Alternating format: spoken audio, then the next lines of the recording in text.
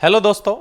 आज हम बात करने वाले हैं प्लांट न्यूट्रिएंट्स का यानी पादप पोषक तत्वों का एक बहुत ही इम्पोर्टेंट कॉन्सेप्ट।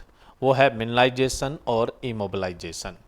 मिनरलाइजेशन का मतलब होता है खनिजीकरण और इमोबिलाइजेशन का मतलब होता है स्थिरीकरण। तो सबसे पहले हम बात करेंगे मिनरलाइजेशन क्या होता है।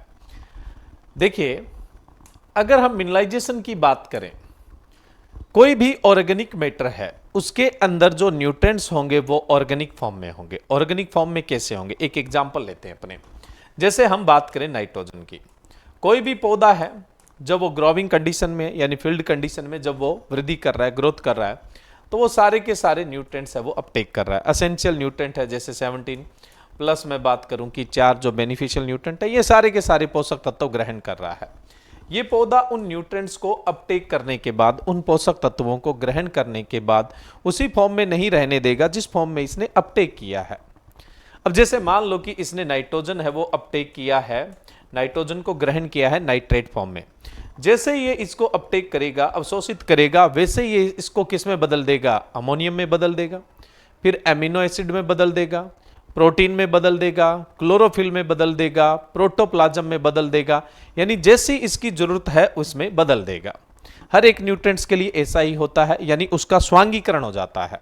अब जैसे जो नाइट्रोजन है वो नाइट्रेट फॉर्म में लिया गया, उसे amino acid, protein, chlorophyll, protoplasm, है ना, इनमें बदल लिया गया। तो ये क्या है, स्वांगीकरण है, इसको असिमिलेशन बोलते हैं। तो सारे के सारे न्यूट्रिएंट का असिमिलेशन हुआ। तो जो न्यूट्रिएंट्स लिए गए थे वो तो थे, जब न्यूट्रिएंट सॉइल में थे तो वो कौन सी फॉर्म में थे, इनऑर्गेनिक फॉर्म में थे, यानी खनिज की अवस्था में थे। जब इसको ग्रहण कर लिया गया और इस प्लांट ने इसे अपने अनुसार बदल लिया तो वो असिमिलेशन था, स्वांगीकरण। अब ये न्यूट्रिएंट्स आ गए हैं कौन सी फॉर्म में, ऑर्गेनिक फॉर्म में।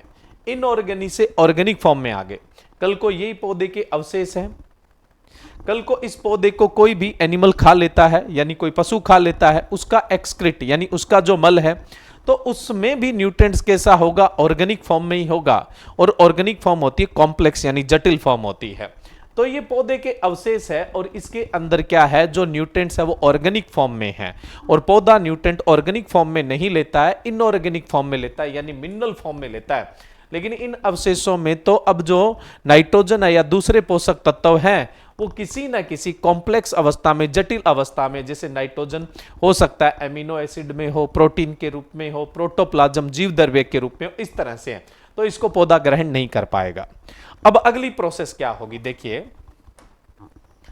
कुछ माइक्रो ऑर्गेनिज्म इसका डीकंपोजिशन करेंगे, यानी इसका अपघटन करेंगे। अब इसका जब कंपोजिशन कर देंगे यानी अपघटन कर देंगे तो इसके अंदर जो जटिल फॉर्म है, एक तरह से यानी कॉम्प्लेक्स फॉर्म है, जटिल अवस्था जो है न्यूट्रिएंट्स की, यानी ऑर्गेनिक फॉर्म जो है, उसका अपघटन होने से, उसका डीकंपोजिशन होने से वो कौन सी फॉर्म में बदल जाएगा, वो वापस इनऑर्गेनिक फॉर्म में बदल जाएगा, यानी अकार्बनिक अवस्था में, खनिज अवस्था में बदल जाएगा। तो ऑर्गेनिक मैटर का डीकंपोजिशन होने से जो ऑर्गेनिक न्यूट्रिएंट्स होते हैं उनका इनऑर्गेनिक न्यूट्रिएंट्स में बदल जाना मिनरलाइजेशन कहलाता है, खनिजीकरण कहलाता है। यानी कार्बनिक पदार्थ में जो पोषक तत्व कार्बनिक रूप में थे उनका अपघटन होने से जो पोषक तत्व है वो अकार्बनिक अवस्था में यानी खनिज अवस्था में आ जाते हैं, उसे ही खनिजीकरण या मिनरलाइजेशन कहते हैं। और मिनरलाइजेशन से पौधों को पोषक तत्वों की उपलब्धता हो जाती है, यानी न्यूट्रिएंट्स की जो उपलब्धता है वो इंक्रीज हो जाती है। समझ रहे हो? तो जाहिर सी बात है, कार्बनिक पदार्थ का, ऑर्गेनिक मैटर का जब तक मिनरलाइजेशन नहीं होगा, जब तक खनिजीकरण नहीं होगा, तो उसके न्यूट्रिएंट्स पौधों के काम नहीं आएंगे। और जब मिनरलाइजेशन हो जाएगा तो जो न्यूट्रिएंट्स है वो खनिज अवस्था में, अकार्बनिक अवस्था में, इनऑर्गेनिक फॉर्म में आ जाएंगे और जो सॉइल सॉल्यूशन में होंगे, मृदा घोल में, और उसको पौधा क्या कर लेगा, ग्रहण कर लेगा। तो ये कॉन्सेप्ट था आपका मिनरलाइजेशन यानी खनिजीकरण।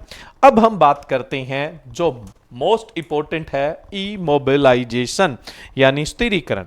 अब ये इमोबिलाइजेशन को हम स्थिरीकरण या पोषक तत्वों की अगतिशीलता भी बोल देते हैं, पोषक तत्वों की अगतिशीलता भी बोल देते हैं। देखो ये क्या होता है। अब आप एक चीज पे गौर करिए, बहुत इंपॉर्टेंट है।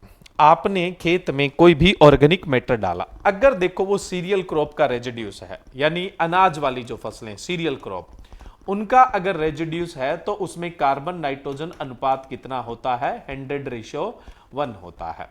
वहीं पर अगर ये पल्सेज क्रॉप का होता, दलहनी फसलों का होता, तो ये जनरली कितना होता, 20:30:1 होता। वहीं पे अगर मैं बात करता, अगर डंग होता, सीधा गोबर होता, बिना सड़ा गला, है ना, खाद के रूप में नहीं, तब इसका कार्बन नाइट्रोजन रेशियो 40:1 होता। यहीं पे FYM यानी गोबर सड़ा गला होता, तो ये मान के चलिए 20:23:1 यहां पे कार्बन नाइट्रोजन अनुपात देखने को मिलता। अब देखो, जो ऑर्गेनिक मैटर है उसको डिकम्पोज करता है एक तो बैक्टीरिया। कौन करता है, बैक्टीरिया। ऑर्गेनिक मैटर में जो स्टार्च है, सेल्यूलोज है, हेमी सेल्यूलोज है, उसका अपघटन बैक्टीरिया कर सकता है। और बैक्टीरिया का जो कार्बन नाइट्रोजन रेशियो होता है वो 4:1 होता है। लेकिन जो ऑर्गेनिक मैटर में लिग्निन होता है उसका डिकम्पोजिशन बैक्टीरिया के बस की बात नहीं है। उसका डिकम्पोजिशन कौन करता है, फंगस करता है। और फंगस की बॉडी का कार्बन नाइट्रोजन रेशियो 8:1 होता है।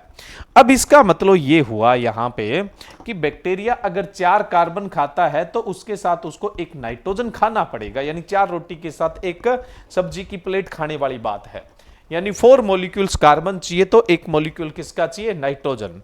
लेकिन मान लो कि आप क्या डाल रहे हैं, अनाज का रेजिड्यूस है वो खेत में डाल रहे हैं, तो इसमें तो कार्बन 10 है और नाइट्रोजन 1 है, सॉरी कार्बन 100 है और नाइट्रोजन कितना है, 1 है। अब अगर ये कार्बन 100 ले रहा है तो इसकी तुलना में इसको नाइट्रोजन 25 चाहिए था, लेकिन यहां से तो कितना मिल पा रहा है, 1 ही मिल पा रहा है। अब चॉइस नाइट्रोजन और कहां से ले लेगा, ये चॉइस नाइट्रोजन है वो सॉइल से ले लेगा। ऐसा अकेला नाइट्रोजन के लिए नहीं होता, कार्बन का रेशियो और भी न्यूट्रिएंट्स के साथ बात की जाती है, तो एग्जाम्पल फॉर्म में है एक, हर पोषक तत्वों के साथ ऐसा होता है। चलिए, तो अब ये चॉइस कहां से ले लेगा, सॉइल से। इसका जो नाइट्रोजन था इस ऑर्गेनिक मैटर में वो तो इसने कंज्यूम कर ही लिया, प्लस मिट्टी से जो नाइट्रोजन था वो और ले लिया। और मिट्टी में नाइट्रोजन किस रूप में था, मिनरल फॉर्म में था, यानी नाइट्रेट के रूप में था या फिर अमोनियम के रूप में था, वो भी इसने क्या कर लिया, अपटेक कर लिया। यानी माइक्रो ऑर्गेनिज्म ने क्या कर लिया, जो नाइट्रोजन था अवेलेबल उसको और अपटेक कर लिया।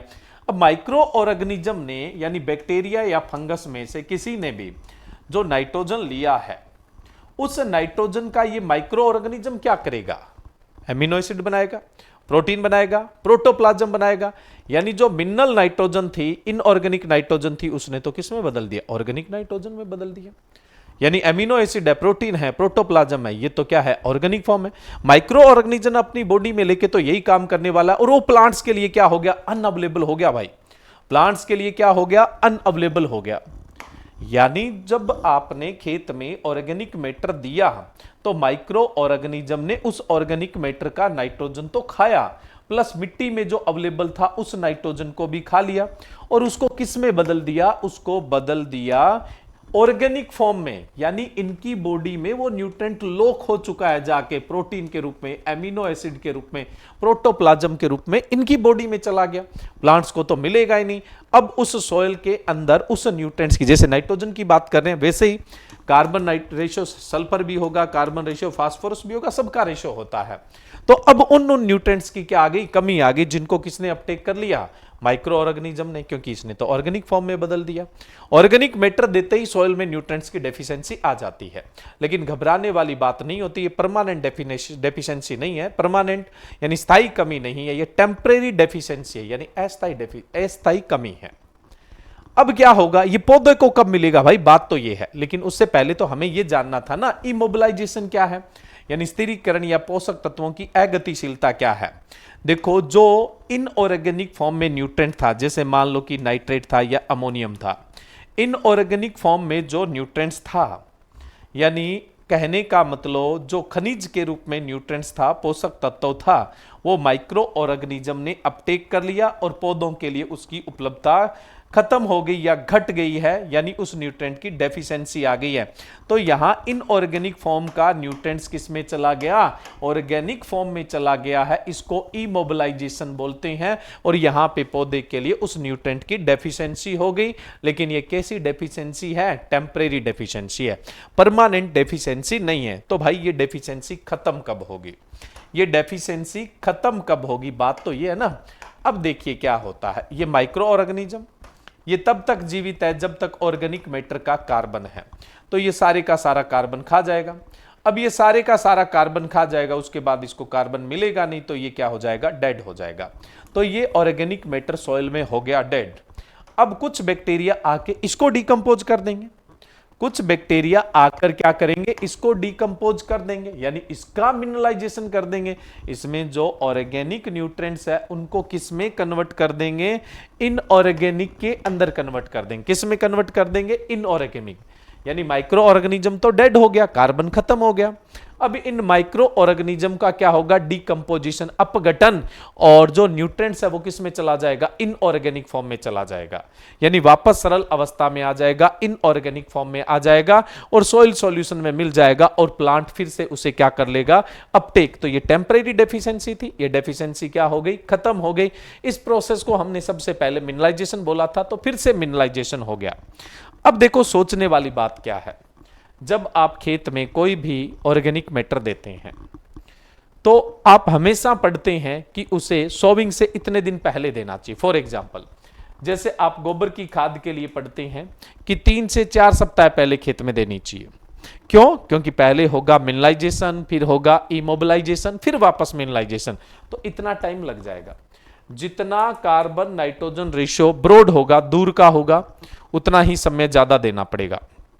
हरी खाद आपको सोविंग से 45 दिन पहले देनी पड़ती है खेत में, और जितना ये नेरो होगा, यानी जितना कार्बन नाइट्रोजन अनुपात कम होगा, उतना ही क्या है, आपको दिन कम देने पड़ेंगे। जैसे मैं खलियों की खाद की बात करूं, केक मैन्योर, तो उनका कार्बन नाइट्रोजन रेशियो क्या होता है, कम होता है, तो उन्हें खेत में सोविंग से पहले कितने दिन पहले देना पड़ता है, 15 दिन पहले है वो केक मैन्योर को खेत में देना पड़ता है, क्योंकि नेरो कार्बन नाइट्रोजन अनुपात है ना। तो कम समय में मिनरलाइजेशन, इमोबिलाइजेशन और मिनरलाइजेशन की प्रोसेस है वो हो जाएगी, और जितना ज्यादा ब्रॉड होगा उतना ही समय आपको क्या है, ज्यादा देना पड़ता है। आजकल एक प्रचलन चल रहा है जीरो टिलेज यानी शून्य भू परिष्करण और मिनिमम टिलेज यानी न्यूनतम भू परिष्करण। तो उसमें पिछली फसल के अवशेष हमारे खेत में ही पड़े रहते हैं और उसी के अंदर सोविंग कर देते हैं। अब उसमें सोविंग करते तो जाहिर सी बात है वहां पे न्यूट्रिएंट्स की कमी तो हो जाएगी एक बार, क्योंकि फसल के जो अवशेष हैं उसमें इतना नाइट्रोजन है नहीं, और जो माइक्रो ऑर्गेनिज्म है नाइट्रोजन सॉइल वाले ले लेंगे और उसको इमोबाइल कर देंगे कुछ समय के लिए। तो उससे क्या होगा, फसल पीली पड़ जाएगी या जो पौध है वो क्या है, मर जाएगी। इसलिए आपने हमेशा पढ़ा होगा कि जब शून्य भू परिष्करण करते हैं, जीरो टिलेज करते हैं और मिनिमम टिलेज करते हैं, तो 25% एक्स्ट्रा नाइट्रोजन देते हैं। अब ये 25% एक्स्ट्रा नाइट्रोजन क्यों दे रहे हो, ताकि जब माइक्रो ऑर्गेनिज्म की नाइट्रोजन की डिमांड बढ़े तो हम नाइट्रोजन दे के उसकी भरपाई कर दें, सॉइल में नाइट्रोजन की डेफिशिएंसी ना आए और जिसका क्रॉप पर बैड इफेक्ट है वो न पड़े। तो कम से कम आप 20%, वैसे जीरो टिलेज और मिनिमम टिलेज में 25 to 40% तक आपको नाइट्रोजन ज्यादा देना पड़ता है, और वो इसी कारण से देना पड़ता है ताकि क्या है, जो ये एक टेम्परेरी डेफिशिएंसी आती है उसकी वजह से हमारी फसल है वो खराब न हो जाए। तो उम्मीद है आपको मिनरलाइजेशन समझ में आया होगा और इमोबिलाइजेशन भी समझ में आया होगा। मिनरलाइजेशन का मतलब है जो ऑर्गेनिक न्यूट्रिएंट्स है उनको इनऑर्गेनिक फॉर्म में बदलना, और इमोबिलाइजेशन का मतलब है जो इनऑर्गेनिक न्यूट्रिएंट्स है उनको ऑर्गेनिक न्यूट्रिएंट्स में बदलना इमोबिलाइजेशन कहलाता है। हिंदी में एक बार बोल देता हूं, खनिजीकरण का मतलब होता है जो कार्बनिक पोषक तत्व है उसे अकार्बनिक या खनिज पोषक तत्वों में बदलना, और स्थिरीकरण या पोषक तत्वों की अगतिशीलता का मतलब होता है कि जो अकार्बनिक पोषक तत्व है यानी खनिज पोषक तत्व है उसका कार्बनिक पोषक तत्व में बदलना क्या कहलाता है, स्थिरीकरण या फिर पोषक तत्वों का अगतिशीलन कहलाता है। तो उम्मीद है आप लोगों को यह समझ में आया होगा। अगर समझ में आया तो ज्यादा से ज्यादा लाइक शेयर करें और सब्सक्राइब भी करें, और इसी तरह के कॉन्सेप्ट आपको इसी प्लेटफॉर्म के माध्यम से मिलते रहेंगे। Thank you.